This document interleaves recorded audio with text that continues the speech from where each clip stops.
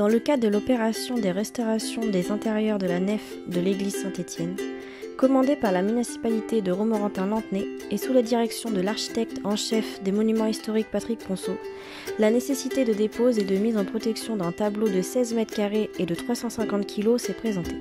Le tableau de l'église Saint-Étienne est une copie du descente de croix de l'artiste Jean Jouvenet. L'œuvre originale fut réalisée en 1697 pour le maître-autel de l'église des Capucines à Paris. Elle est ensuite déposée en 1756 et intègre les collections de l'Académie royale de peinture et de sculpture. Elle y sera saisie avec le reste des collections à la Révolution pour rejoindre le Louvre, où elle est toujours exposée actuellement dans l'aile Sully. Le tableau de Jouvenet connut dès sa création une grande popularité auprès des artistes, en particulier par l'indemnitaire de la gravure, et sera l'un des tableaux religieux de la seconde moitié du XVIIe siècle, les plus copiés au cours du XVIIIe. L'œuvre de Romorantin est une copie inversée, peinte certainement d'après la gravure, dont les dimensions sont presque identiques à l'original, 4,24 m de haut par 3,12 m de large. Le tableau présente une mise en scène théâtrale, rehaussée de couleurs chaudes. Le Christ, dépeint avec tout le poids d'un corps inanimé, est descendu de la croix par 5 hommes.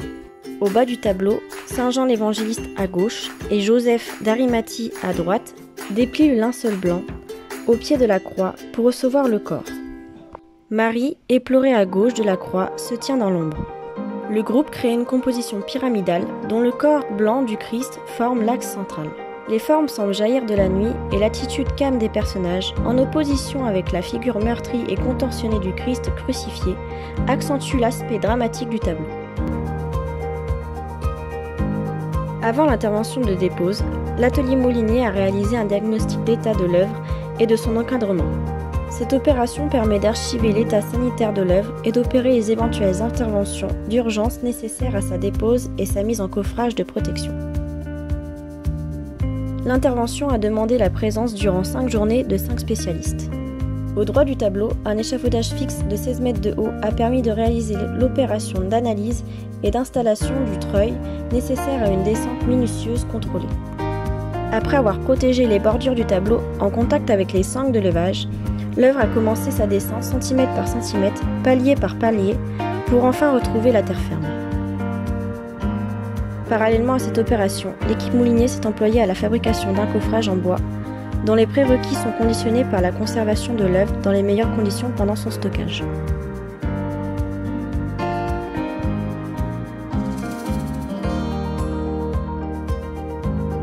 La pose d'un voile de protection géotextile permet de stopper les éventuelles poussières qui pourraient pénétrer dans le caisson de protection, sans empêcher les échanges d'air nécessaires à la conservation de l'objet. Des grilles d'aération sont également installées sur les parements de coffrage afin d'assurer cette circulation d'air et d'éviter toute accumulation, sous forme de condensation, d'une humidité qui pourrait être présente dans l'environnement. Le caisson est alors équipé d'un support de roulement permettant le déplacement de l'objet dans les meilleures conditions. Cette descente de croix, qui est dans le cas présent porte bien son nom, est désormais sous protection et n'attend plus que la fin des travaux. Des artisans charpentiers couvreurs, maçons tailleurs de pierre, restaurateurs de vitraux, qui redonneront à la nef de l'église Saint-Étienne son lustre d'antan. C'est alors que commencera une lente ascension qui permettra au tableau de retrouver son emplacement initial dans un nouvel environnement restauré.